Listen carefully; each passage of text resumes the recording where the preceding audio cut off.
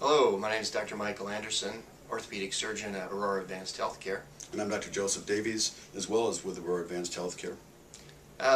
Today we'd like to discuss the Joint Commission accreditation for hip and knee replacement that was recently received at Aurora Sinai Medical Center in Milwaukee. And Joe, why don't you discuss a little bit about Aurora?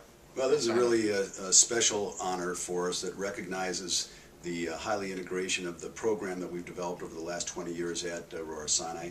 The Joint Commission is a nonprofit organization that assesses over 80 to 90% of the hospitals in the country, and it assesses them basically on the quality and safety of the programs that they have. So there's a standard accreditation for every hospital to be open, but then there's added qualifications in certain areas, and one of them is in joint replacement surgery. We've recently received the accreditation from the Joint Commission for joint replacement surgery, one of only 3% of the hospitals in the country, and the only one in Southeastern Wisconsin that has such acknowledgement. And some patients want to know, well, what does it mean as far as patient care is concerned, because that's really what they're interested in. And what it basically means is that there's going to be a continuum of care from the time you come into the hospital through your surgical experience till the time you leave that is coordinated in a very, very good fashion, and allows for more specific integration of different programs that we have for each and every patient as they go through the pathway. It also means that patient safety is a top priority.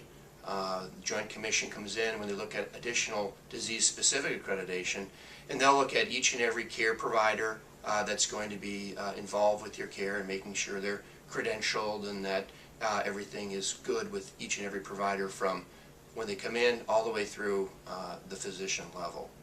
And while they look at the basics of what a hospital should provide high quality, a hospital should be a safe place for patients to be, they also make sure that we follow some CMS guidelines, which are guidelines for specific aspects of joint replacement surgery that they have deemed to be important, and every time we've met and exceeded those guidelines. And finally, they also make sure that we're following the best practices that have been devised by our various governing bodies, whether they be the orthopedic joint replacement surgery bodies or the nursing associations or the rehab associations. They want to make sure that we're following the best practices that have been devised across the United States. And just to wrap up, what we plan on doing as well is we're going to move this program up to the new Grafton facility when that opens in November. So patients that are on the northern side of our territory will be having the same excellent pathways, same excellent programs, and same excellent care that we're providing down at Aurora Sinai right now. And the additional things that we'll be doing at both institutions is between the three of us, myself, Mike Anderson, and Bruce Foray, who are all fellowship-trained joint replacement surgeons with over 55 years of experience.